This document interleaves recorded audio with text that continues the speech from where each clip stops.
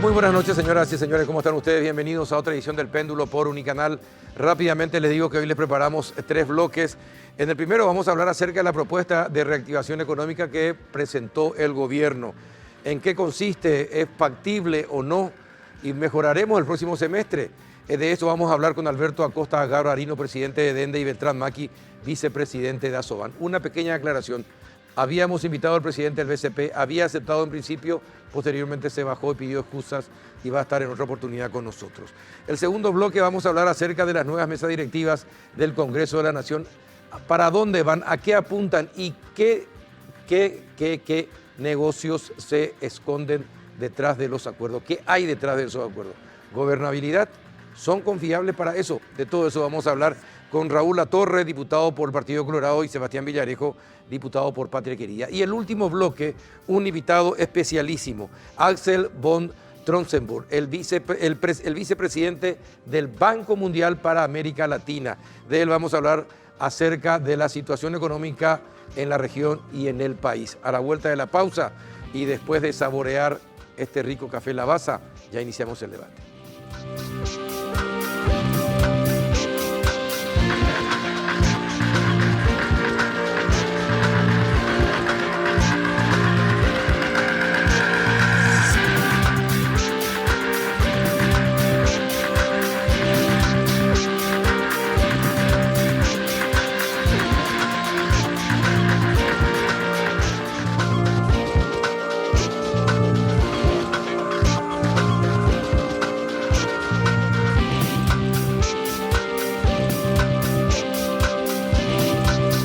¿Qué tal, don Alberto Acosta Garbarino? ¿Cómo anda? Buenas noches. Buenas noches, Carlos. Un placer estar acá contigo, también con Beltrán, para hablar de un tema de actualidad. Sí, exactamente. Gracias por venir. ¿Qué tal, don Beltrán? ¿Aquí cómo anda? Muy bien, Carlos. Un saludo para Alberto y para vos y un placer estar aquí. Bueno, el Ejecutivo presentó algo que todos sabíamos que tenía y que existía. Bueno, ¿cuál es la diferencia? ¿Y hay un plan? ¿Ustedes ven que hay un plan de reactivación o es lo que se anunció desde el 1 de enero y que no se cumplió el primer semestre y esperan que se cumpla el segundo? ¿Qué piensan ustedes? Bueno, yo escribí algo al respecto, ¿verdad? De que evidentemente Paraguay sufrió varios choques que todos ya sabemos, ¿verdad? Pero el peor de todo era ese ambiente de pesimismo, de negativismo, de contraerse. Y que creo que en ese sentido esta presentación de esto que se llama plan o el plan de reactivación tiene como primer elemento importante generar un poco que hay una idea de movernos de vuelta, ¿verdad? Yo creo que en ese sentido es un paso en la dirección correcta, por el lado de las expectativas. Por el lado del contenido en sí es básicamente ejecutar el presupuesto, ¿verdad? En ese sentido hay que recordar un poco la palabra de Borda, cuando también tuvimos la caída hace unos años atrás. Él decía, mi plan anticíclico era ejecutar el presupuesto. Ese presupuesto ya contempla obras públicas por casi 900 millones de dólares. Ese presupuesto contempla un déficit del 1,5 sobre el Producto Interno Bruto. Entonces, si ejecuta ese presupuesto, eso va a ayudar evidentemente a compensar parcialmente esta frenada que ahí no va a poder evidentemente evitar que la economía crezca a tasas más bajas, pero creo que si ejecuta, acá la palabra clave es si ejecuta, va a ayudar, hay obras, están los proyectos definidos, hay recursos disponibles, entonces ahora ya es un tema de ejecución. Ahora, Beltrán, ¿y usted qué piensa? ¿Es factible cambiar si se ejecutan? Pero la siguiente pregunta, de acuerdo a la respuesta que nos acaba de dar don Alberto, es ejecutar el presupuesto en el segundo semestre. ¿Se podrá hacer con los mismos valores? Es decir, con los mismos hombres. Bueno, yo creo que un primer avance es que el gobierno reconoce la situación, porque esta también es una reiteración de la historia, digamos. Parece que el gobierno se entera bastante más tarde del sector privado cuando hay una situación como la que estamos pasando de poco dinamismo en la economía, de desaceleración. Yo creo que lo principal que hay que sumarle a esto para que realmente implique un cambio en la curva es la comunicación. el mensaje concreto, claro, en una sola dirección que el gobierno tiene que dar y que en un escenario político un poco más complejo es bastante difícil, digamos, ¿verdad? Creo que la conformación de la mesa directiva del Congreso nos va a dar quizás una señal de cómo puede avanzar esto en el segundo semestre. Yo creo que básicamente a esto hay que sumarle que el sector privado debería sumarse a este plan de reactivación con las inversiones propias del sector privado, que hoy ante la incertidumbre como que está mirando, revisando, repasando todo, y evidentemente a la ejecución del presupuesto también hay que acompañar con algunas medidas como las que están propuestas, quizás no sean todas las que tienen que ser, pero están propuestas algunas, porque en este proceso hay sectores que podrían descapitalizarse. El sector agrícola se podría descapitalizar, el sector ganadero también, y el sector comercial vemos que está haciendo promociones con descuento de una manera de descapitalización, digamos, para salir del stock de mercaderías que tienen. Siempre el segundo semestre es más dinámico en Paraguay, digamos. También hay que contar con eso. Y yo creo que ahora va a depender un poco del equipo del gobierno. Tenemos nuestras dudas al respecto, ¿verdad? Porque hasta ahora no ha habido cambios en el equipo. Pero básicamente creo que ese va a ser tiene que ser el segundo punto concreto de este plan, ¿verdad? ¿Quiénes y a qué velocidad se ejecuta para que realmente impacte en el año, ¿verdad? Ahora, usted, hablaste, Beltrán, acerca de un tema muy importante, el sector privado también.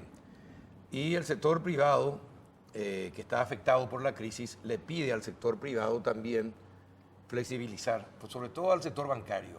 ¿Ustedes están en condiciones de flexibilizar las deudas del sector productivo, agrícola y ganadero?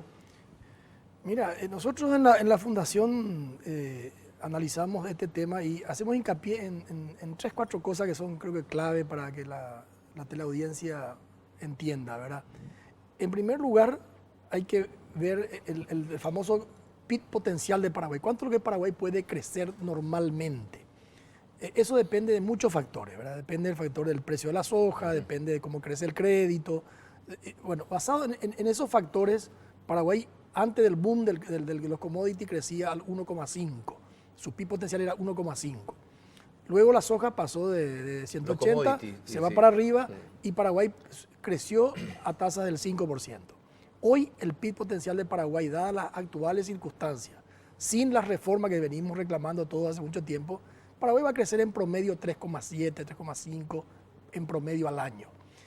Ahora, va a crecer eso con mucha volatilidad, que es la otra característica de Paraguay.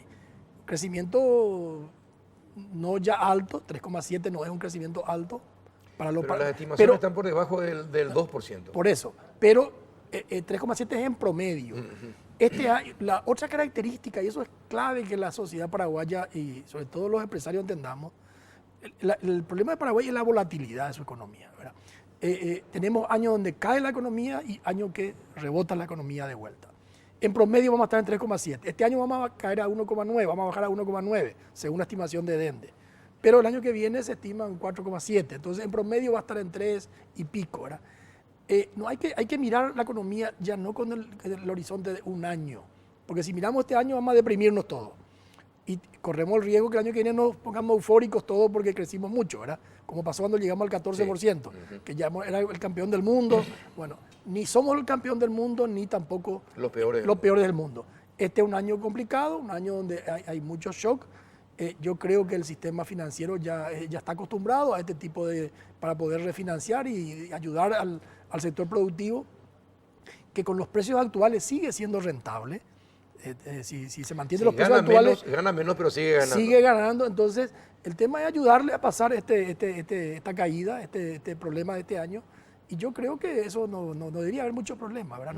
Ya lo hicimos en los años anteriores y creo que se va a poder hacer de vuelta este año, ¿verdad? Esta semana dieron a conocer un comunicado el sector productor agrícola y ganadero, Así mismo, pidiendo la intervención del gobierno para el refinanciamiento de las deudas.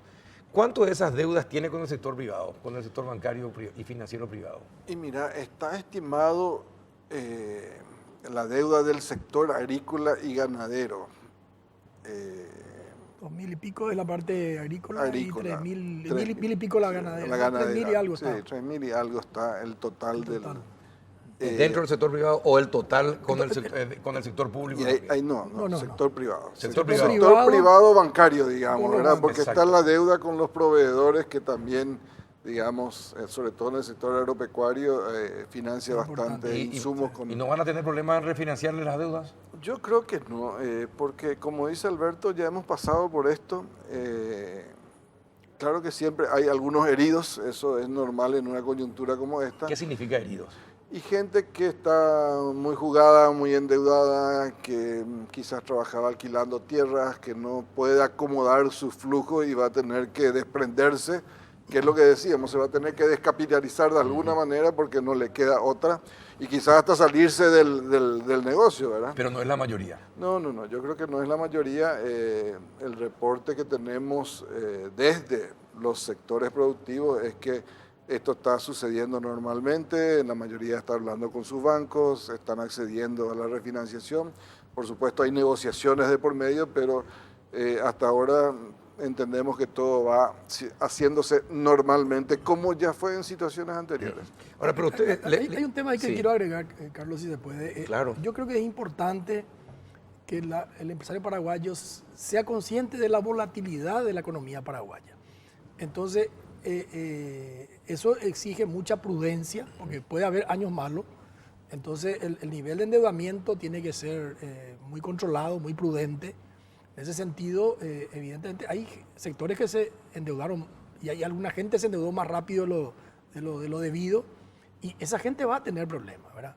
Pero eso no es problema de la economía en su conjunto, ni del gobierno, ni es la imprudencia de la gente, Claro. ¿verdad? De haber tomado niveles de deuda muy altos. Sí, asumieron riesgo. Asumiendo riesgo. Por otro lado, la gente que invierte, por ejemplo, pensando en Argentina o en Brasil, sabiendo también lo volátil y lo cambiante que son esos países, sabe que está corriendo riesgo, ¿verdad? Estamos en una economía de mercado, el que tiene que correr riesgo es el empresario. Y si lo que no podemos es privatizar las ganancias, Claro, socializar las así pérdidas, mismo, ¿verdad? así mismo. Entonces, si alguien cometió, se sobreendeudó, si alguien se sobreinvirtió, y bueno, Son los riesgos propios del negocio, de los negocios. de los ¿verdad? negocios, sí. Pero creo que en general no debería haber grandes Pero problemas. volvemos a la pregunta también original. Con los mismos hombres, ¿es factible un rebote de la economía positivo en el segundo semestre? Bueno, yo creo que en el Ministerio de Obras Públicas hubo un cambio. Sí, se produjeron cambios. Veremos si eso funciona, ¿verdad? O si esa era la causa. O si esa era la causa del freno a los pagos y a las adjudicaciones, que son los reclamos que hay. Pero yo creo que este debe ser un tema de trabajo permanente y constante de cualquier gobierno en Paraguay, porque los anteriores en algún momento también pasaron por algo parecido. Y evidentemente nuestro sector público tiene algunos problemas con la burocracia para hacer eficientes sus procesos de ejecución presupuestaria, ¿verdad? Para hablar en general. Pero generalmente el segundo semestre normalmente es un semestre de mayor actividad luego. ¿verdad? Perfecto, O sea que pero eso sí, vamos a sentir, yo pero creo que también, normalmente. pero lo que notamos y desde hace bastante tiempo es que la gestión no es la más eficiente y que podríamos mejorar muchísimo la calidad de vida y la ejecución presupuestaria si fuésemos más eficientes en la gestión. Eso se nota. Definitivamente. Sí, sí. Totalmente. Sin duda, sin duda. Y yendo al tema político, que también forma parte del análisis, este acuerdo que ustedes ya se habrán enterado que sucedió hoy de elección de autoridades, es a cambio de ciertas cosas, es decir, ¿verdad? Por eso unos asumen la titularidad cuando en otro momento no iban nunca a pensarse que iban a ser presidentes de las cámaras del Congreso, pero es a cambio de algo. Se habla de gobernabilidad y dentro de la gobernabilidad está el paquete de la reforma de la ley tributaria. Así como están las cosas, el gobierno envió el paquete. Y así como están las cosas, el gobierno va a querer que ese paquete que envió el Ejecutivo sea el que se apruebe. ¿Es lo mejor para el país, para el sector empresarial, para el sector financiero? Sí, yo creo que en el paquete tributario se trabajó mucho, se habló mucho, se pusieron los inconvenientes sobre la mesa, quedaron algunos puntos que el sector empresarial todavía pedía que se cambien. Entiendo que hay un acuerdo para aprobar el paquete tributario tal cual está en la Cámara de Senadores por lo menos. Ahora, también... ¿Le satisface a ustedes? También hay que entender que este momento económico no es el mejor para introducir reformas que signifiquen ajustes importantes en algunos sectores, ¿verdad? Yo creo que en ese sentido la oportunidad de la reforma quizás no es la mejor. En algún momento dijeron que el sector empresarial usaba lo de la desaceleración económica para no aprobar o no presentar el paquete tributario, pero yo creo que el paquete tributario en sí fue bastante trabajado, por supuesto tiene cosas buenas y cosas no tan buenas y quizá alguna mala, pero digamos el fruto de un trabajo arduo donde todos los sectores tuvieron la oportunidad de manifestarse, de arrimar sus posiciones, y en ese sentido creo que recoge de alguna manera algunas necesidades del sistema. Te cambio la pregunta. ¿Alguna de las cosas malas que contiene el proyecto no afectaría tanto al país ni impactaría mucho en los diversos sectores económicos del país, de tal manera a que se acepte así el proyecto? Por ejemplo, el sector que tiene un ajuste importante en el impuesto a la renta, entre la renta empresarial y el impuesto a la renta personal, es el sector agropecuario. Y es el sector hoy que está, digamos, con un problema de caída importante, ¿verdad? Por otro lado, un tema no resuelto entre la industria de la soja y los productores de la soja. Y bueno, hay ajustes en las tasas del selectivo al consumo. Quizás hay poca claridad en algunos temas, pero yo creo que entiendo que la intención del gobierno es que se apruebe y no aplicarlo inmediatamente. Pero digamos que todo eso veremos con el devenir del tiempo, ¿verdad? ¿Y en Dende cómo se analizó esto, Alberto? Bueno, en el caso de Dende, César Barreto participó en el comité que se creó de exministro, digamos, para asesorar. Y pues, como dijo Beltrán, se trabajó muy intensamente. Por supuesto, la palabra impuesto luego viene de la palabra de imponer, ¿verdad? O sea que es muy difícil que haya... Una palabra argel, ¿verdad? Entonces, una reforma en los impuestos siempre trae problemas, ¿verdad? Casi nunca hay un buen momento para presentar una reforma de este tipo. Pero creo que puntualmente este es un momento complicado por el hecho que menciona Beltrán de la desaceleración de la economía, y yo también diría por todo este destape que hay de todos estos escándalos, diríamos, de malversación de fondos, de negociados de todo tipo. Entonces, eso genera una situación, realmente, un ambiente no muy propicio para que la sociedad acepte muy cómodamente esta reforma, que no es tampoco una gran reforma. Es una reforma, es un poco algunos ajustes que yo creo que en ese sentido sí nivela más la cancha, porque había algunos desniveles, algunos sectores pagaban menos que otros a la misma cosa. Entonces, en ese sentido ayuda. Pero, repito, es un momento complicado en lo económico y también complicado en lo político y en lo social por todo lo que se está destapando, ¿verdad? Exacto. Ahora, sí. Y estas denuncias de malversaciones, de negociados que aparecieron y que complica aún más la situación de por sí ya preocupante, ¿qué impacto tendría, por ejemplo, en la banca, en el sector financiero, si, por ejemplo, el dinero de IPS se manejara de otra manera?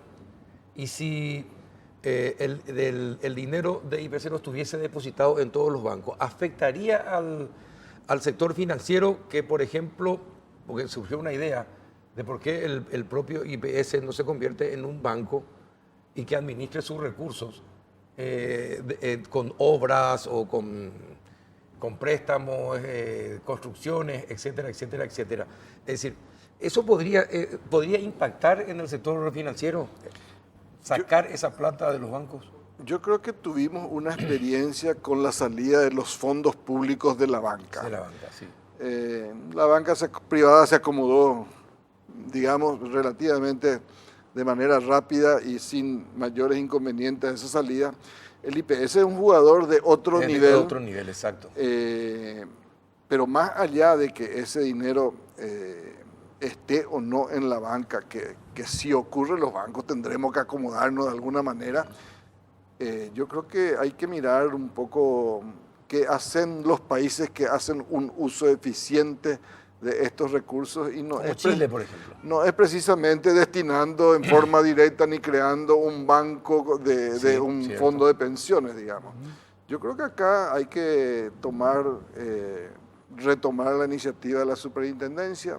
Faltó muy poco, nos trancamos en una nimiedad, diría yo, porque finalmente tenemos la experiencia del Fondo para la Excelencia, donde los privados no tienen voto, por ejemplo, pero participamos y tenemos algún, digamos, poder de influir de alguna manera.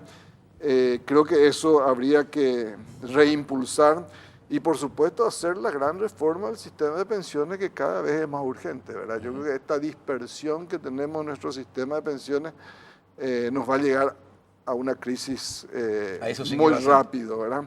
Y de todas maneras, claro que el IPS tiene posibilidades de diversificar, digamos, aún más sus inversiones, y en ese sentido hay que hacerlo de manera muy, muy segura y controlada, digamos, porque tenemos la experiencia de lo que ha sucedido en los países vecinos, ¿verdad?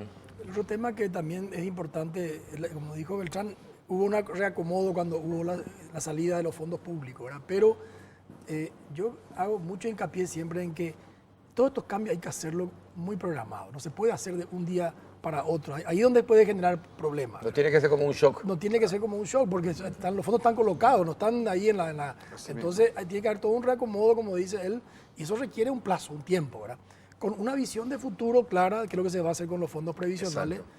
Pero, repito, haga lo que se haga, tiene que ser hecho de forma ordenada y en forma gradual, ¿verdad? Si no, puede generar problemas para todos, no solamente para el sistema financiero, ¿verdad? Y dentro de todo este tema económico, financiero del país, de la situación económica, ¿cuál es el peso que tiene la corrupción en la mala situación actual? ¿Cuál es el peso que ustedes le dan? Si tuviera que poner un porcentaje, la corrupción, ¿qué porcentaje tendría en el estado actual que vive? Yo no sé el porcentaje, pero sí creo que hoy hay consenso entre a nivel mundial, ¿verdad? Que el mayor activo en una sociedad, en lo económico, es la confianza. Sí, ¿verdad? Lógico. Eso genera la inversión, genera Claro. el desarrollo, y yo creo que la corrupción justamente mina el elemento más importante, que es la confianza, ¿verdad? Hoy se desconfía del Poder Judicial, se desconfía de todos los sectores. Y con razón. Y con razón, ¿verdad? Entonces, lógicamente, eso tiene un impacto económico muy importante, ¿verdad? Repito, la confianza es lo más importante en la economía, y la corrupción justamente es... ¿Y si no se combate eficientemente la corrupción? Y bueno, yo creo que... Estamos perjudicando la economía. Volviendo a lo que te dije al comienzo, Paraguay pasó el boom de crecer el 5% en promedio, vamos a crecer ahora al 3 y pico por ciento, ¿verdad? Es un crecimiento absolutamente insuficiente. Nosotros nos comparamos con Brasil y Argentina, que son dos países que han cometido todos los errores posibles, ¿verdad? Vamos a compararnos con los países del Pacífico, que están creciendo mejor que nosotros ahora, o con los países emergentes, los asiáticos, que crecen al 6%. Paraguay tiene que crecer mucho más que el 3%, ¿verdad? Pero para eso requiere una serie de reformas, y evidentemente una de las grandes cosas es el tema de la corrupción, ¿verdad? Que hay que erradicar o minimizar. O minimizarlo. ¿Beltrán? Por eso uno de los temas que realmente tiene una faceta muy amplia es la siguiente mesa, que es la mesa del gasto. Porque yo le llamaría a esa la mesa del gasto y la inversión, y nosotros ahí incluimos una reforma necesaria en la justicia. O sea, no podemos hablar de dinamizar, digamos, el país si no hablamos y construimos un nuevo escenario de la justicia entre todos. Si no ¿verdad? confiamos en la justicia. Claro. Que, como decía, que es el principal factor. Sí. ¿Verdad? Resulta que la corrupción primero tiene costos ocultos, que no salen a la luz, pero además afecta a los negocios. Dicen que la palabra negocio viene del ocio, y en el ocio en el trato se genera la confianza, ¿verdad? La confianza es la base de los negocios. Y en Paraguay yo creo que tenemos algunos problemas graves en ese sentido, porque la última instancia no nos da esa confianza en cómo resolver nuestros conflictos, ¿verdad? Entonces, No es menor el tema de la corrupción en general, pero la corrupción del Poder Judicial en particular, ¿verdad?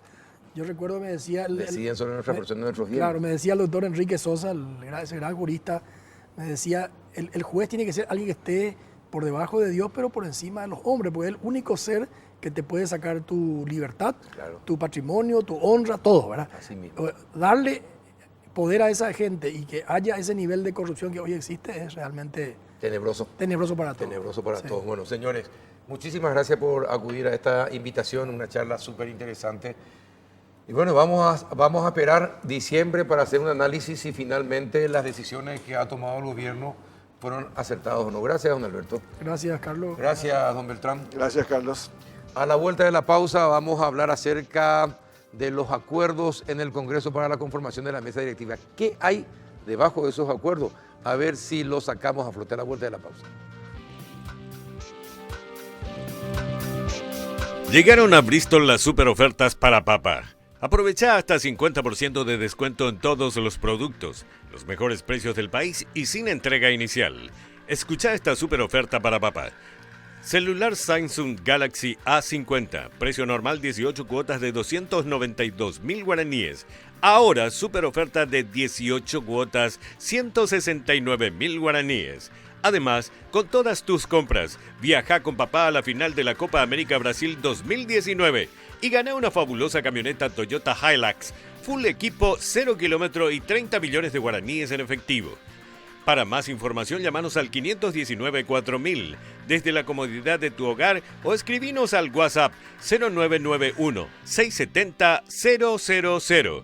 Bristol, la mejor casa de electrodomésticos del país.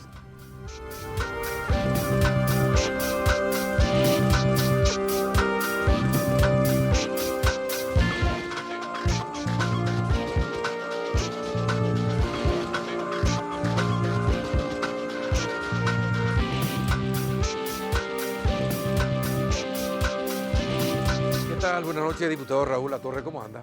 Sí, buenas noches, Carlos, al colega Sebastián. De ya un gusto para compartir con usted y con toda la audiencia del péndulo en este momento político tan interesante. ¿Qué tal el diputado Sebastián Villarejo? ¿Cómo anda? ¿Qué tal, Carlos? ¿Cómo está? Un saludo a Raúl, que nos vimos hace un ratito nomás. Sí. En realidad no hace un ratito, pues nos quedamos sin quórum para variar, entonces ya hace un rato, pues nos encontramos a la tarde. Pero los dos estábamos. Pero los dos estamos, voy a dejarle bien a Raúl en ese sentido. Un saludo a la audiencia, un gusto siempre estar contigo. Más todavía porque sos limpista, entonces ya hay una... Sí, pero hoy no me van a ablandar así con el tema del INE. No. Él es el que te tiene que ablandar, no yo tranquilo. Ay, no. Bueno, ¿qué No hay les, detrás? no les saque la nana de la jeringa. ¿Qué hay detrás del acuerdo? A ver, se conforma una alianza, los colorados siempre se unen, no es raro. Ahora, que se hayan unido al sector llanista, ¿por qué? ¿A cambio de qué?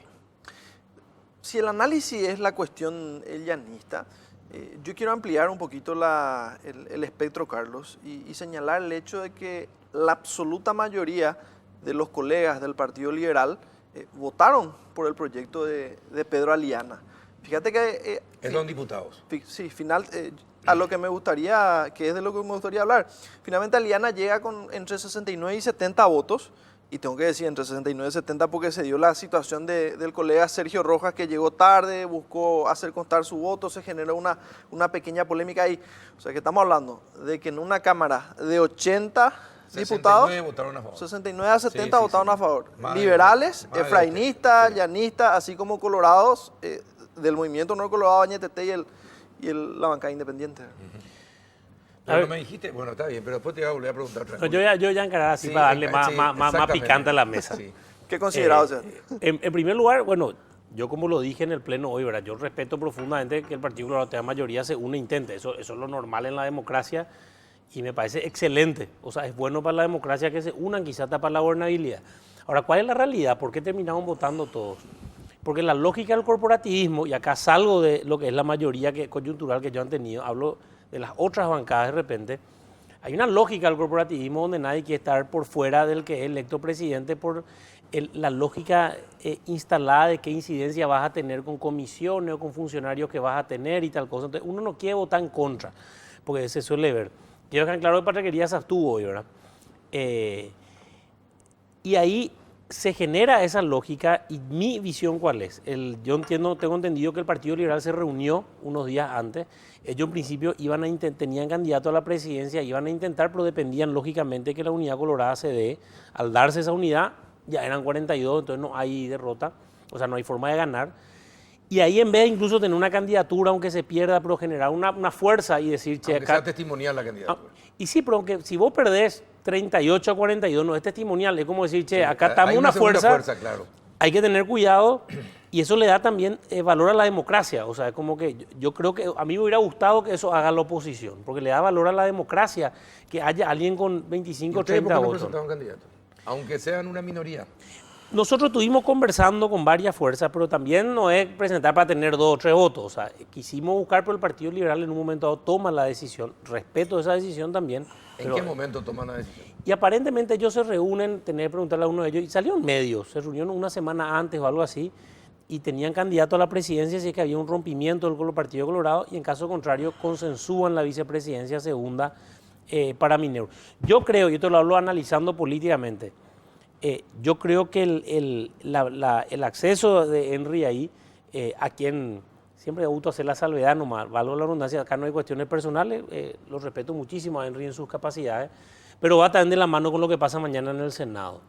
Yo creo que acá hay un paquete de acuerdo, porque acá hay un paquete donde entonces Honor Colorado lleva la presidencia, Blas Llano mañana sería presidente del Senado, pero el vicepresidente del Senado sí sería, entiendo yo, de Añetete, sería Añetete. Arnaldo, que es el sector independiente, entra de vice primero, que sé que eso fue lo último que había, porque hasta hace una semana posiblemente era Ever Noguera, el vicepresidente primero de Añetete, también en la Cámara de Diputados.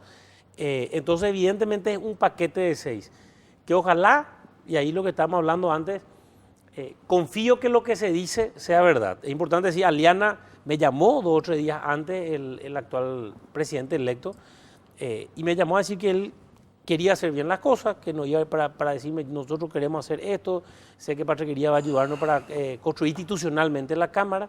Yo le dije, mira, no podemos acompañar con el voto porque esta es una posición que tenemos, pero para toda construcción institucional contar con nosotros. Esperemos que sea real y acá no haya ni un pacto de impunidad ni nada, sino en esta Cámara ni siquiera en la otra. O sea, hablo todo. ¿Qué le ofrecieron a los llanistas? ¿Cuál es el acuerdo con el llanismo? Mira, Carlos, primero me gustaría hacer una apreciación. Sebastián habló de una tesis, una teoría en base a la seducción prebendaria para acompañar un proyecto por parte de determinados sectores del Partido Liberal hacia Pedro Aliana. Yo disiento con esa teoría. De hecho, me gustó ese término, seducción prebendaria. De hecho, yo disiento con Le dio un toque... disiento con la teoría de Sebastián. Y de hecho que existimos mucho que independientemente a las circunstancias mantuvimos nuestra posición. Yo soy colorado, como bien sabe Carlos, el proyecto presidencialista que planteó el movimiento al que pertenezco, que es el de Honor Colorado, planteamos la cuestión de Santiago, nos llevó, sin embargo, nosotros mantuvimos nuestra posición en Honor Colorado y la seguimos sosteniendo por una serie de factores que bueno, de meritocracia y de coherencia que son banderas que no queremos abandonar. Ahora, la cuestión específica en la Cámara, y en ese sentido quiero referirme al Acuerdo Colorado, tiene mucho que ver con la circunstancia que está atravesando nuestro país.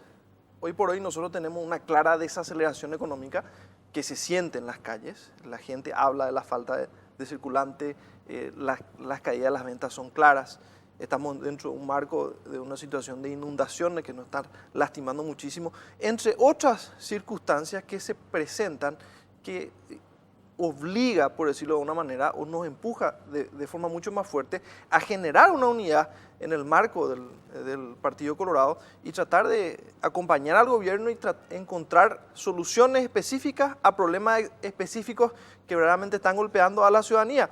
Y tampoco nosotros podemos dejar de recordar o reconocer, Carlos, de que finalmente el Partido Colorado llega unido a las últimas elecciones y el Movimiento Honor Colorado también apoyó con toda su fuerza al candidato Mario Abdo Benítez, entonces son responsables de esta situación. ¿Qué es lo que acordaron con el llanismo? Yo entiendo, es decir, entiendo apoyo a la ley tributaria, así como envió el Ejecutivo. ¿A cambio de qué? No, la cuestión de la ley tributaria nosotros lo vamos a analizar cuando llegue a la bancada.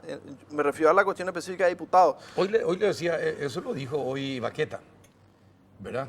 Baqueta citó cuáles son los puntos que acordaron, entre ellos la ley, el proyecto de reajuste tributario o de reforma tributaria, para ser más exacto. Pero yo respeto lo que dice Baqueta, pero yo sí. tengo que hablar del pensamiento de la bancada de diputados Honor Colorado. Y yo no te digo estamos en contra de la... Ustedes no saben lo que Colorado Añetete pudo haber pactado con el llanismo. No, nosotros tuvimos una conversación sobre esto. Yo estaba conversando con algunos colegas, unos líderes de bancada, porque me había, y el líder de la bancada, porque me habían hecho justamente esta consulta específica, Carlos, y la bancada de diputados del Movimiento Honor Colorado todavía no tiene una posición con respecto a la reforma tributaria. La vamos a discutir cuando se baje eso a diputados y vamos a tomar una posición al respecto. Sí, acompañamos al llanismo en la persona de Henry Minero, pues yo sí creo que la persona también es importante, una persona con mucha experiencia parlamentaria, una persona trabajadora, noble para la vicepresidencia segunda específicamente, y sí se va a estar acompañando al llanismo para la presidencia de la Cámara de Senadores. Bueno, para llegar a un acuerdo en los cargos, ¿qué pactaron Honor Colorado y Colorado Añetete? En el Congreso, ¿cuál es el pacto? Nosotros, en este caso, han acompañado la candidatura al presidente del partido, Pedro Aliana, una persona, yo sé que no te gusta tanto irte al pasado, pero hay datos que son importantes mencionar. Era el presidente del Partido Colorado que tuvo mucho que ver en que hoy por hoy el Partido Colorado siga estando en el Palacio López, Carlos, entre paréntesis.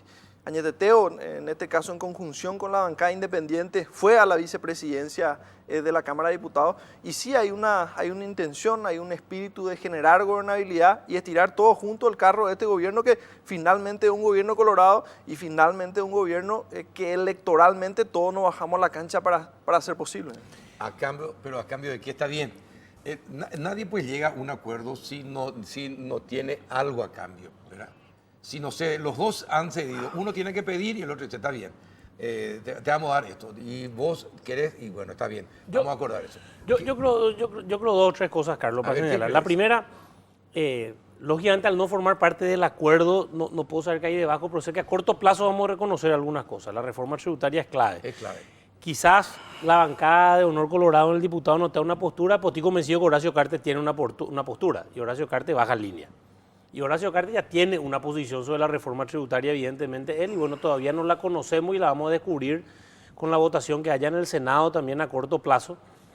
Una reforma tributaria que, por cierto, y eso quiero dejar en claro porque hoy Patreguería hizo en ese sentido una conferencia de prensa, nosotros le decimos al Poder Ejecutivo que es momento de retirar esa reforma tributaria, que tiene que retirar, no es lo que tiene que ser tratada, tiene que ser retirada, porque no es el momento para tratar algo como esto, en el momento que estamos viviendo de desaceleración económica, que suena muy así, pero hay una realidad de lo que está pasando. El clima está mal. Cuando hablo del clima, no solo la inundación, hay un problema en el sector agropecuario, bajaron los precios, menor producción, todo lo que sabemos. El clima de la naturaleza y el clima ambiental. Todo, clima de naturaleza, político, clima todo, ambiental, sí. Clima político. Y aparte, como el primer año de gobierno, y convengamos que no hay niveles de ejecución buenos en este gobierno, que por cierto, comparativamente hablando, eran parecidos cuando empezó Ramón Jiménez Gaona, tenía un nivel bajo de ejecución como el Arnoldo, pero lo que pasaba es que no estaba todas las condiciones negativas. Ahora, entonces eso vamos a ver y ojalá y le pido a Raúl y a la bancada con la cual varias veces hemos trabajado muy seriamente en algunos proyectos, que se analice bien esa reforma tributaria, porque hay cosas que yo creo que van a ser peor al país. Ahora, lo que sí quiero agregar, ojalá este acuerdo, ¿sabe para qué sirva? Yo creo que este gobierno de Mario Abdo Benítez, en términos políticos, está haciendo agua en todos lados. Está haciendo agua en las cámaras, está haciendo agua en los ministerios, en el Ejecutivo, en el Congreso, en todo. Ojalá este acuerdo sirva para dar un poco de gobernabilidad, porque al país le va a hacer bien también que haya gobernabilidad. O sea, que un presidente mande un veto y que tenga 0 votos, hasta hace mal a la República, por más que yo fui uno de los que voté en contra de su veto, pues la República necesita eso.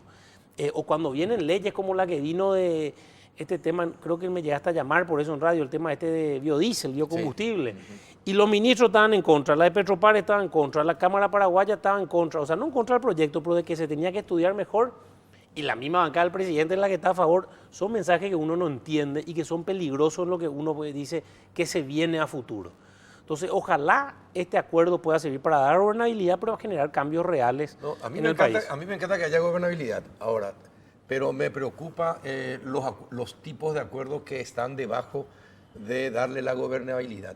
Eso sí, porque estamos acostumbrados a acuerdos que realmente y ahí está la ejecución presupuestaria, están los cargos, están los puestos, están ciertas cuestiones jurídicas, ciertas cuestiones que están en el ámbito de la justicia.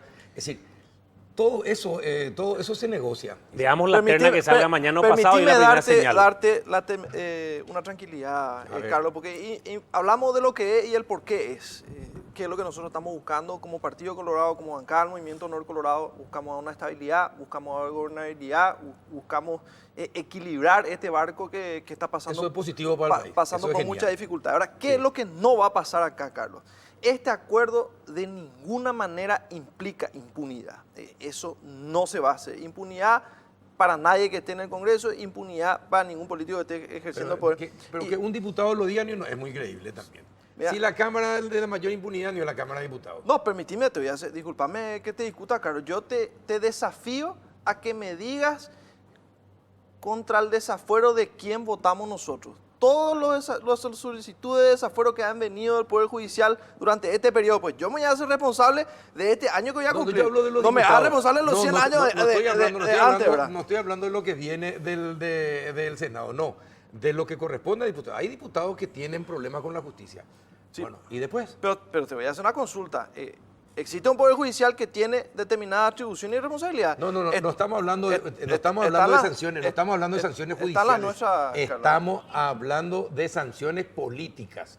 Estamos hablando de sanciones. Yo creo que la primera señal que podría darnos esta unidad colorada es que hoy nos quedamos sin quórum junto cuando estábamos tratando la ley de pérdida de investidura. Exactamente. Es un tema importante. Quiero dejar en claro que Raúl estaba en sala. O sea, quiero dejar en claro eso para que no...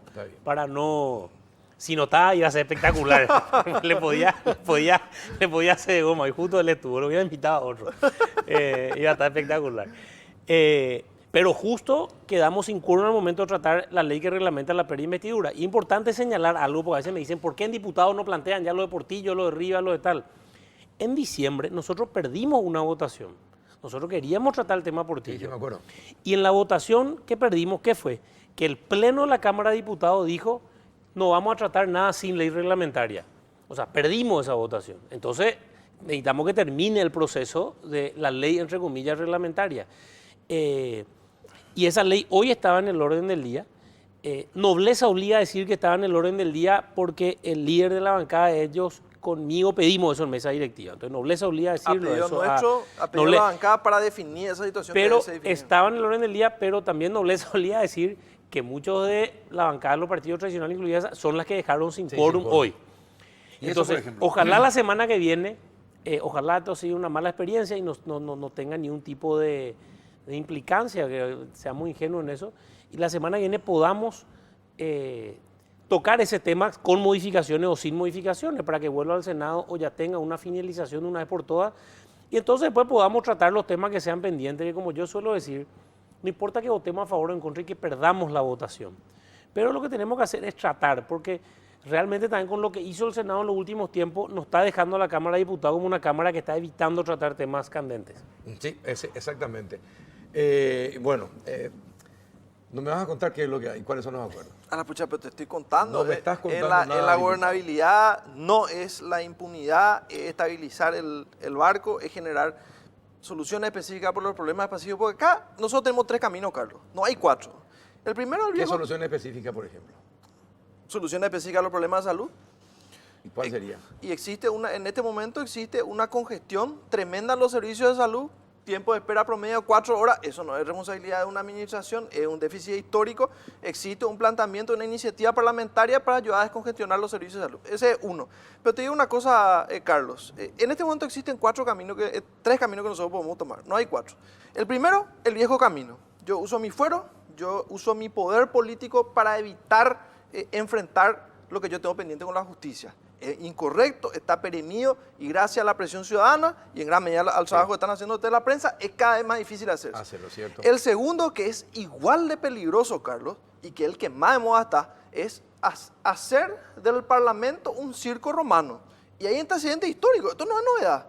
En determinado momento del Imperio Romano, un tribuno de la plebe quiso hacer una reforma agraria porque todas las tierras lo tenían los senadores, lo matan los senadores, le tiran al río Tíber. le sacan todo su poder a la plebe, al tribuno, y le hacen circo, le regalan Pan y aceite, circo. aceite de oliva y pan, toditos felices. Ojo que no nos pase eso, porque está muy de moda el circo y nosotros, si le premiamos con nuestro voto y aplauso, eso va a continuar. Y después está el tercer camino, que es el camino que corresponde, el camino que tenemos que buscar, lo que tenemos que hacer, ponernos al lado de la ciudadanía, generar soluciones específicas para los problemas específicos, independientemente de quién se pare enfrente, como pasó con la jubilación médica. Es lo que correspondía, se operó en contra, pero se consiguió. Ahora, que no se olviden nomás de algo. Pan y circo era. Que no falte el pan.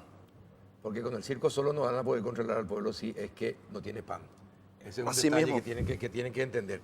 Por ejemplo, esto que propone Víctor Ríos, es sacarle el pan a ustedes, al Parlamento. ¿Es viable? ¿No es viable? Mira, yo voy a ser directo con lo que propone Víctor Ríos. Yo creo que estamos en una situación donde... Antes de eso, él sigue cobrando su sueldo de rector. Sigue. Que Sigue yo sepa, cobrando. sigue. Que yo sepa, sigue. Se presentó hoy una ley que fue aprobada en el Pleno, Sí. iniciativa nuestra, Yo- para, sí, que sí, quien media sanción tiene. para que quien ejerza una representación no pueda ser rector, decano. Convengamos sí. que nuestra de ambas partes en la Sí, mesa, sí, ¿verdad? sí, sí, nuestra sí. es... Sí, porque ahí, quiero hablar de eso, pues yo creo que eso, saliendo lo de Víctor Ríos, yo creo que lo que sucedió hoy en la Cámara de Diputados, que le está mencionando a partir de ahí, es un gol importante para la educación paraguaya. Porque ahí había una ley que reglamentaba el artículo 196 de la Constitución Nacional y el 241 y 254, que en pocas palabras son las incompatibilidades Sí. para el ejercicio de otra remuneración, salvo la docencia y la investigación científica. ¿Qué pasó? Esa ley tiene ciertas inconstitucionalidades, convengamos, de las anteriores cortes, porque ahora hubo una cierta renovación que me daría un poco más de confianza, donde permitieron que ministros de la Corte Suprema sean decanos, que congresistas Sí. sean rectores y decanos, que es abiertamente inconstitucional y aparte de inconstitucional termina politizando tremendamente la educación paraguaya. Hoy hemos modificado esa ley, lo que le va a obligar a quienes se aprovechaban de eso, por lo menos a hacer otra inconstitucionalidad, y le quiero ver a esta Corte qué hace. Y al modificar que hicimos, pusimos ya con claridad, porque era un poco vago ese primer artículo, donde decimos, los ministros de la Corte Suprema de Justicia, los miembros titulares de la Cámara de Senadores y Diputados, y los referidos en los artículos 241 y 254 de la Constitución Nacional, no pueden ser electos designados, ni rectores, decanos, vicedecanos, ni directores en Solamente docentes. universidades y institutos técnicos superiores conforme a la ley universitaria. Eso es clave. Yo soy exalumno de la Facultad de Derecho de la Universidad Nacional de Asunción.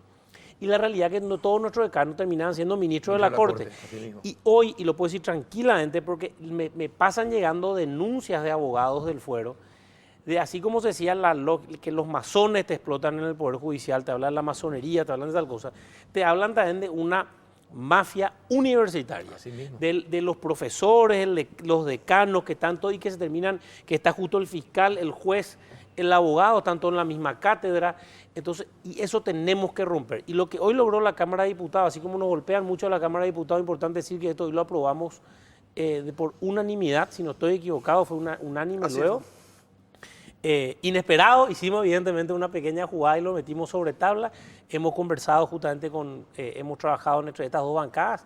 Yo creo que es un gran golpe a la educación paraguaya. Esperemos que el Senado se ponga a tono y el Senado le dé la sanción entera a esa ley. Bueno, me pasaron el dato.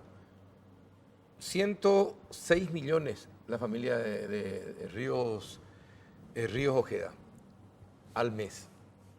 1.388 millones de guaraníes al año. Entre el senador, su esposa, sus hermanas.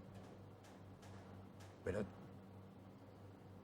Ahora ya no, ya va a tener que perder el sueldo del rector después, si se aprueba la ley. Sí. No solo el de rector. Y va a tener que elegir. Yo presumo que eso que recibe senador él o y ser otros. rector. Y otros. Bueno, quiero personalizar, yo tengo la ley para todo. Vos tenés el sueldo, pero vos tenés la bonificación, gasto de representación, combustible, no sé de cosa. Y ahí salí. Y soy un profesor y me parece súper bien que quien enseñe sea un titular de cátedra y quiera enseñar a todo eso. Me parece bien. Ahora, no me cierra la cantidad de tiempo en tener 3, 4 cátedras, el rectorado y al mismo tiempo estar en el Congreso. Medio que no me cierran mucho las capacidades para poder hacer todo. Sí, pero estamos en Paraguay y acá los paraguayos somos capaces de hacer eso y mucho más. ¿Verdad? Si tenemos un país de 4 pisos más o menos.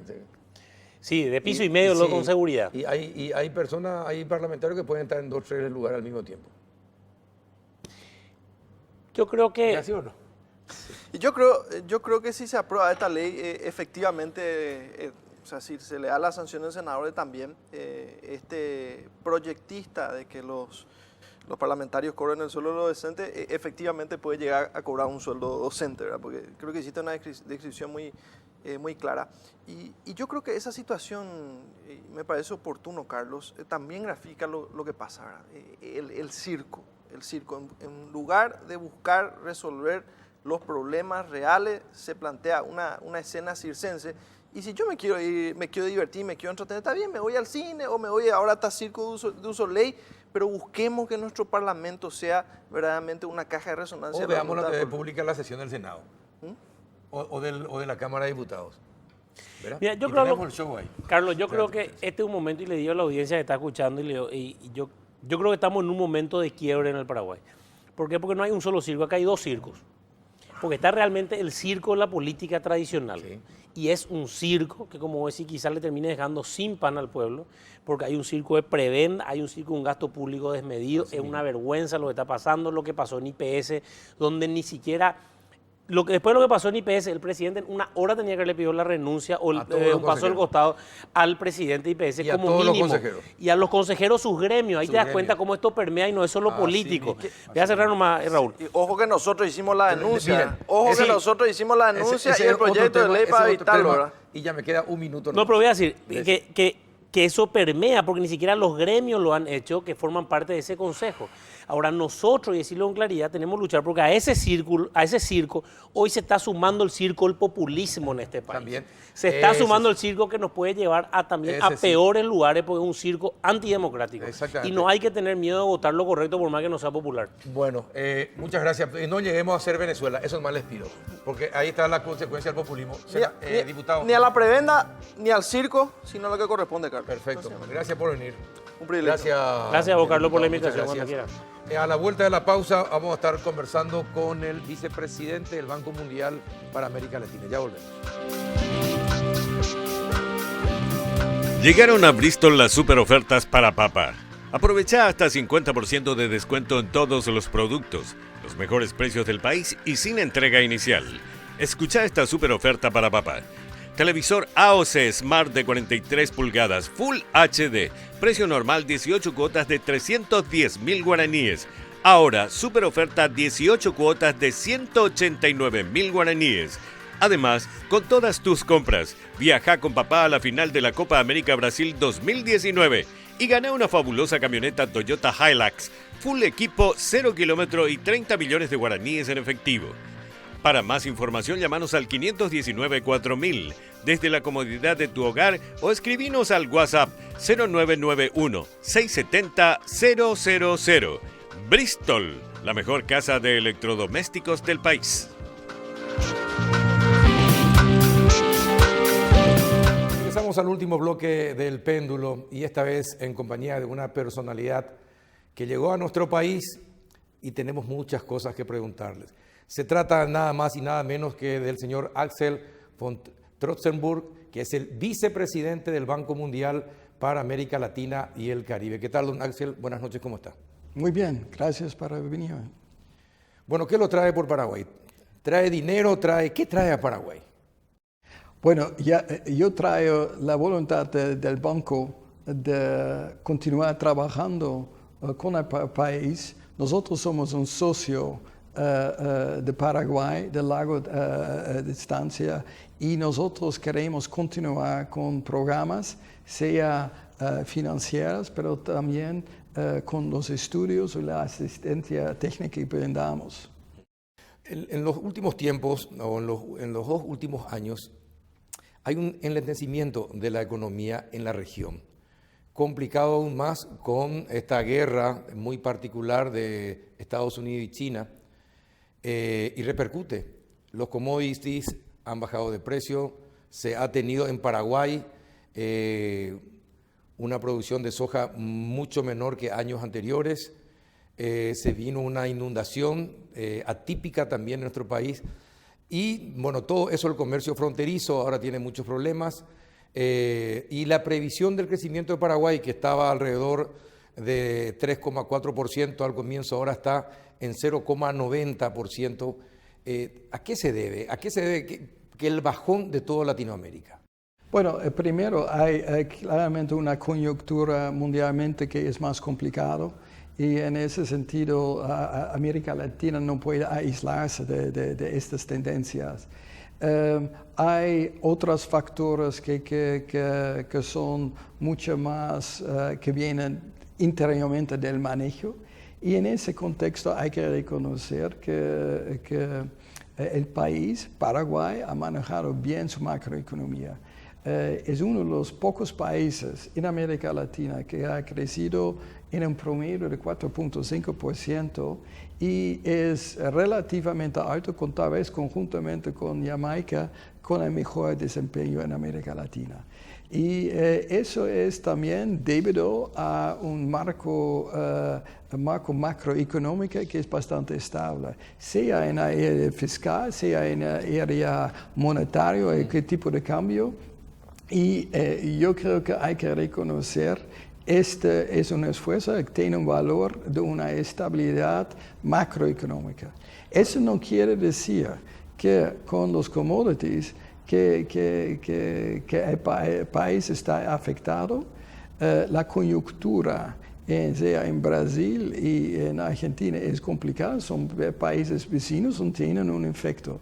Nosotros todavía no pensamos que el crecimiento económico en este año va a ser 0,9%. Nosotros pensamos todavía mucho más allá de 3%. ¿Para Paraguay? Para Paraguay, eso fue las últimas estimaciones. Y yo creo que entonces la imagen que Paraguay da es ciertamente una imagen positiva en el sentido que ha bien manejado su macroeconomía.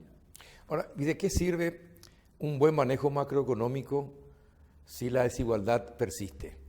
¿Y de qué sirve la macroeconomía si la gente está descontenta? A ver si usted puede explicarnos, porque hace 15 años que nos hablan de la macroeconomía Paraguay, que es un ejemplo para la región. Pero eso no solamente es la macroeconomía, hay que también, y estoy de acuerdo, de ver qué pasa para la gente. Y ahí en los últimos años, ciertamente hasta 2013, 2014, la pobreza fue reducida en la mitad. Y eso es un progreso enorme. Bajar la pobreza en un periodo tan rápido tampoco es malo. Lo que es cierto, queda todavía un desafío fuerte para reducir más la pobreza. La desigualdad es un problema de América Latina. Hay que ver cómo se puede manejar mejor. En los países europeos, por ejemplo, uno ve que la desigualdad, y si uno toma algunos de los indicadores, puede ser similar como en América Latina. Sin embargo, las transferencias de ese Estado mejoran la situación y sobre todo la gente con los ingresos más bajos. Pero sería genial que además de la macroeconomía, también el dinero llegara al bolsillo de la gente y tuviera una mejor calidad de vida. Eso no se ve ni en educación ni en salud en Paraguay. Entonces, ¿cuáles serían las medidas a tomar para que mejore esa calidad de vida en educación, en salud y en seguir reduciendo la pobreza? Porque tener 800.000 paraguayos en extrema pobreza hasta parece un crimen. Bueno, nosotros pensamos que nosotros luchamos cada día para la reducción de la pobreza, idealmente que se elimina sobre todo la pobreza extrema. Eso es uno de los objetivos del banco y estamos luchando y hablando con todos los gobiernos en el mundo sobre eso. El otro tema es educación, salud. Nosotros resumimos esto sobre el capital humano. El capital humano en cualquier país del mundo es probablemente el más valioso, porque eso determina el éxito o el fracaso de los países. Mira, por ejemplo, un país como Corea, que no tiene recursos naturales, fue más pobre que Ghana después de la guerra de Corea en los años 50, y ahora es un país con $35,000 per cápita. Entonces, ¿qué fue la llave? Fue el capital humano, desarrollar, invertir, pero la inversión del mundo no es suficiente. Hay que mirar la calidad de educación, el sistema de salud, el sistema de educación, y allí hay que hacer mucho. Es un tema que nosotros soñamos cada vez en América Latina, que en términos de cobertura, América Latina ha mejorado mucho, pero en términos de la calidad de educación, no tanto. Eso quiere decir, en un caso de Paraguay, un chico que asistió 2 años en la escuela, tiene en actualidad y efectividad únicamente 7 años. Entonces pierde 5 años porque la falta de la calidad de educación. Y eso no es una pérdida para esta persona, es una pérdida para el país. Para el país. ¿Y cómo evalúa el Banco Mundial el sistema de salud y educación en Paraguay? Nosotros vemos que hay mucho a hacer porque, francamente, esos son para nosotros los indicadores en términos de desarrollo humano que hay que mejorar. Y hasta que uno llega a un sistema donde realmente la gente siente que la cobertura es adecuada, el servicio es adecuado, uno no puede ser satisfecho. Lo que yo encontré hoy en mis reuniones con el gobierno, que hay esa realización y hay ese deseo de mejorar. Por esta razón, hemos desarrollado en un tiempo récord un préstamo en la área de salud, y hoy firmamos con el ministro de Hacienda y de Salud este convenio. Es un convenio de $115, pero nosotros no vemos el dinero como la resolución. Es mucho más como nosotros, como organización multilateral, acompañar el gobierno de ver cómo se puede mejorar el sistema de salud a través del tiempo, porque hay que tener ese compromiso y nosotros estamos muy comprometidos hacia eso. ¿Y el Banco Mundial, don Axel, de qué manera puede colaborar con Paraguay? Si tenemos en cuenta, volvemos al principio, a la macroeconomía. Tenemos una macroeconomía que es envidia en la región, pero nuestra infraestructura está entre las 5 peores del mundo. En materia de educación estamos en la cola, peleando fuertemente con otro país, con Haití, para ver quién ocupa el último lugar. En materia de salud es la misma cosa. Entonces, por eso resulta contradictorio alegrarse por la macroeconomía, sin embargo tenemos esas otras realidades que son lacerantes. ¿Cómo podemos salir adelante? Es decir, la macroeconomía y la microeconomía flotando hacia arriba. Yo creo que lo que yo observé también durante el tiempo cuando yo fui el director para las operaciones en el Cono Sur entre 2002 y 2007, también acá, a menudo los diagnósticos sobre la situación son perfectos, sea en Paraguay, yo encontré eso en Chile, Uruguay, Argentina. Yo creo que el gran desafío es cómo uno puede diseñar las reformas que son compartidas a través del espectro político y cómo estas políticas pueden ser traducidas en políticas que institucionalmente son sostenibles. Lo que nosotros observamos a menudo, que reformas que un gobierno toma, cambia El otro no cambia totalmente. Y eso afecta la continuidad, también la confianza que este sistema o reformas duran a través del tiempo.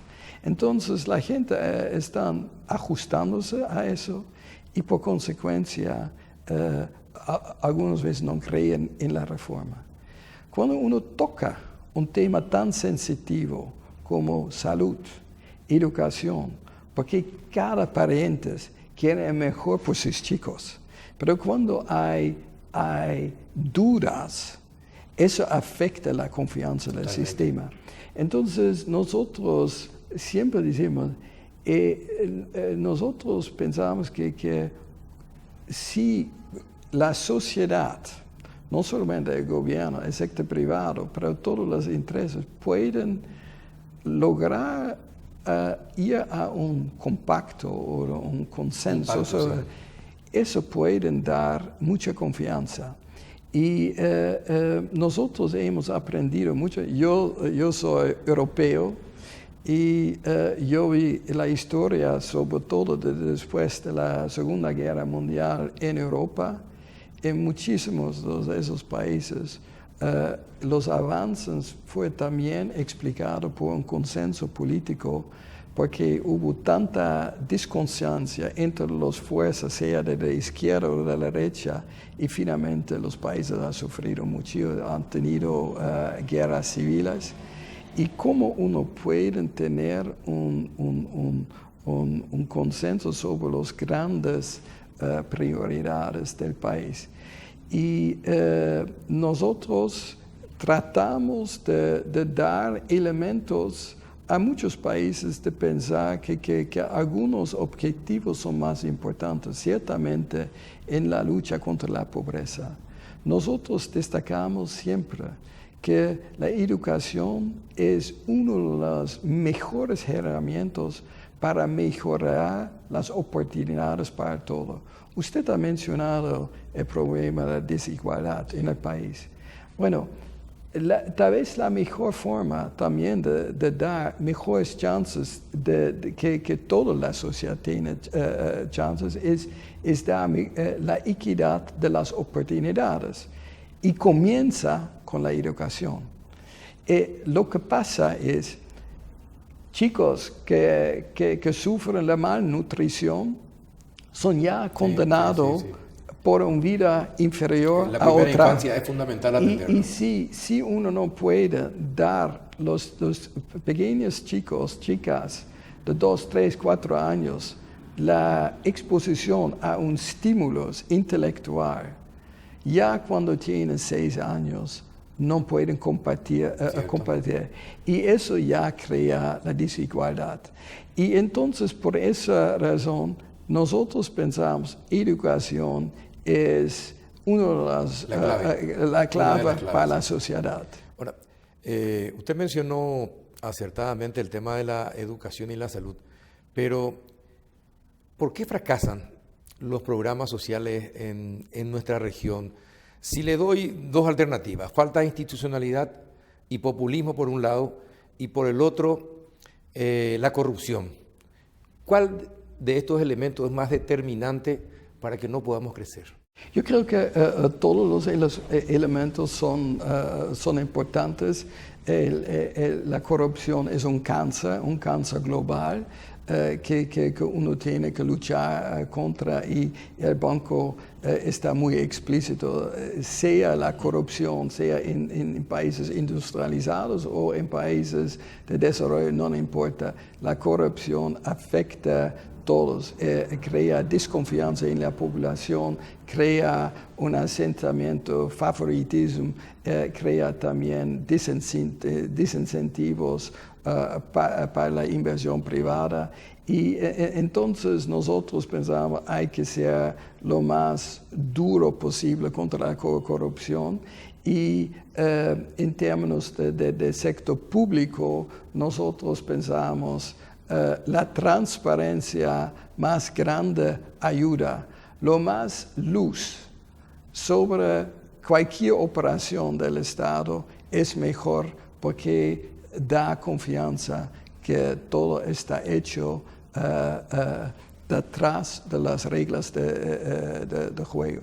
Y la institucionalidad es un proyecto a largo plazo. Nosotros siempre dijimos, por ejemplo, en la salud, es exactamente la razón que el banco no está más en una campaña de vacunas, pero en mejorar el sistema de salud.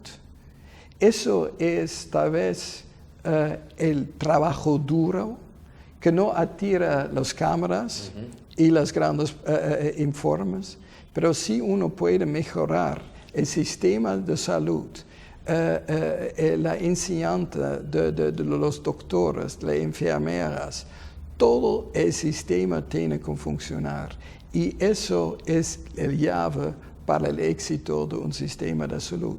Similarmente, también explica el éxito o el fracaso en el sistema educativo y hay que asegurar esa continuidad, hay que trabajar sobre todos los elementos que definen un sistema educativo exitoso y tener una discusión con la sociedad sobre los grandes desafíos. Quiere decir que uno no puede simplemente mantener únicamente el currículum de hace 25 años o 30 años. Hoy el mundo está confrontado con la digitalización. Si los chicos no están preparados, ustedes condonan la generación futura. Paraguay en este momento está pensando, o este gobierno está pensando hacer una reforma impositiva. ¿Es acertado impulsar una reforma impositiva en un momento de crisis regional y particular de Paraguay? Primero hay que mirar la discusión impositiva. Yo creo que el gobierno, ustedes tienen un sistema fiscal que define muy claramente que el déficit no puede ser superior a 1.5% del PIB. Yo creo que eso el gobierno no toca. Entonces cualquier reforma tiene que respetar el marco fiscal. Claro. Al mismo tiempo, yo creo que hay que tener tal vez también en Paraguay cuáles serían los recursos necesarios para ser un país exitoso. En el sentido, ustedes tienen un ingreso por cápita hoy de $500,000. Cuando ustedes quieren tener 10,000 o 15,000 o 20,000, ustedes tienen hoy en día una población joven. Eso es una oportunidad, una ventanilla que puede cerrarse en 25 años cuando la población es más vieja. Entonces, ahí es el riesgo que el país, si no exploita esa oportunidad, cae en un que se llama middle income trap. Es un trap, una restricción impuesta que el país no puede crecer más allá de 10,000 en lugar de tener un ingreso como gozan los países de OECD. Entonces ahí es la gran pregunta. ¿Qué son los recursos necesarios? Ahí yo creo que la reforma no ve que el cargo va a aumentar mucho. Pero en los foros como del Banco Mundial o del Fondo Monetario o el Comité de Desarrollo se habla sobre la movilización de recursos internos y que nosotros hemos fijado por lo menos por 15% del PIB.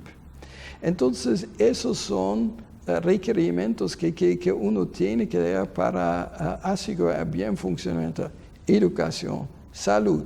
Usted ha hablado sobre la infraestructura. Hay simplemente muchísimos servicios que ustedes necesitan de satisfacer y alguien tiene que pagar. Y ustedes no pueden esperar que la Corte Internacional va a pagar, sino los propios ciudadanos. Y esta discusión hay que tener también en este país. No, totalmente de acuerdo, pero usted es muy hábil, porque eludió elegantemente la respuesta. ¿Es conveniente, políticamente hablando, en un momento de crisis regional, presentar un proyecto de reforma? ¿Sabe? Yo creo que la ventaja del Banco Mundial no es opinar sobre el timing de una iniciativa como economista, pero contésteme como economista. Eso es una buena pregunta de usted ahora, porque yo creo que es fundamentalmente un gobierno tiene que manejar sus iniciativas. Eso no depende del Banco Mundial y no queremos involucrarnos. Lo que queremos involucrarnos es ciertamente sobre la sustancia de ideas, de ver cuáles fueron las ventajas, cuáles son las posibilidades, pero también los riesgos, cuáles fueron las experiencias en el mundo. Pero sobre el timing es la política interna que yo tengo suficiente confianza en los paraguayos de determinar esto que un holandés de afuera puede aconsejar si eso es el mejor timing. Entonces, pero yo creo que de nuevo el problema para el desarrollo a largo plazo surge estas preguntas y quiero solamente recordar un país como Alemania. Alemania ha tenido la reunificación en 90 y Alemania introdujo un impuesto de solidaridad de 7% sobre los ingresos. Y fue una claridad que para la sociedad alemana no fue aceptable de marginalizar un parte de su país, pero hubo una necesidad de financiar todo lo que usted también dice, infraestructura, educación, salud. Entonces, alguien tiene que pagar. Y eso fue la exigencia que haya una contribución solidaria. Y yo creo que esos son otros ejemplos donde me parece importante cuando usted ha mencionado inicialmente a esta pobreza, a esta situación en el sistema educativo. ¿Cómo podemos mejorar? Y uno no puede esperar para un milagro, pero hay que identificar las posibilidades, cómo uno puede avanzar como sociedad, pero también con el financiamiento que corresponde. Usted ha dicho algo fundamental, todos deben colaborar para sacar a un país adelante. El problema es que hay muchos sectores en este país que piensan que esta reforma impositiva otra vez va a ser sobre las espaldas de la clase media, media-baja, no sobre lo que tienen en más recursos económicos. Entonces, seguimos la desigualdad. A eso me refiero cuando hablo si es oportuno que en estos tiempos se impulse una reforma impositiva. Bueno, es verdad que gente que viven en la pobreza extrema no tienen aún los recursos de pagar impuestos. Entonces eso ocurre no solamente acá, pero también en los Estados Unidos, en Europa. Entonces yo creo que hay que ver cómo uno puede manejar eso. Yo quiero tampoco excluir que uno tiene que mirar los gastos. El Banco Mundial jamás invita el desgaste de los gastos públicos. Por eso estamos apoyando gobiernos, pero también acá de analizar los gastos públicos para que se eviten estas tendencias. Sin embargo, eso debería ser parte de un diálogo. Por ejemplo, en mi país, en Holanda, cuando haya estas negociaciones de una coalición, hubo muchas ideas también sobre impuestos, otros gastos, y cada uno tuvo sus propias ideas. Hubo un instituto independiente que ha analizado cualquier medida que ha entrado en las negociaciones, el impacto sobre el presupuesto, sobre los impuestos y quién paga. Entonces, no solamente para una familia, pero también para persona sola con 1 o 2 chicos. Entonces, que uno puede analizar exactamente el efecto que cualquier reforma puede tener. Me parece eso también importante en cualquier discusión, que uno analice claramente quién va a pagar para esta reforma y sea muy transparente. Se puede hoy en día analizar eso con todos los modelos que son disponibles y tener o alimentar la discusión interna sobre este impacto. La última pregunta, y a ver si me responde cortito. ¿En cuánto tiempo Argentina y Brasil podrían salir de la crisis? Yo creo que yo no voy a especular sobre el tiempo. ¿Pero cuánto? ¿2 décadas? ¿Una década? ¿Cuánto tiempo? Yo creo que depende cómo los gobiernos pueden poner en práctica sus políticas. Yo creo que es una continuidad de un buen manejo de la macroeconomía esencial.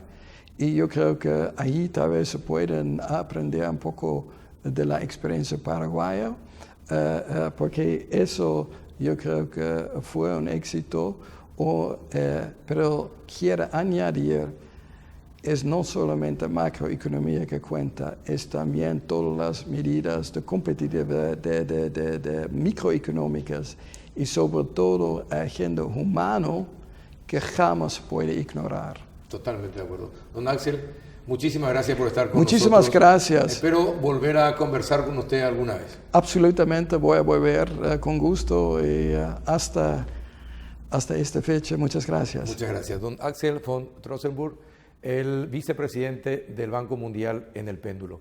Gracias por acompañarnos otro miércoles más. Hasta la próxima.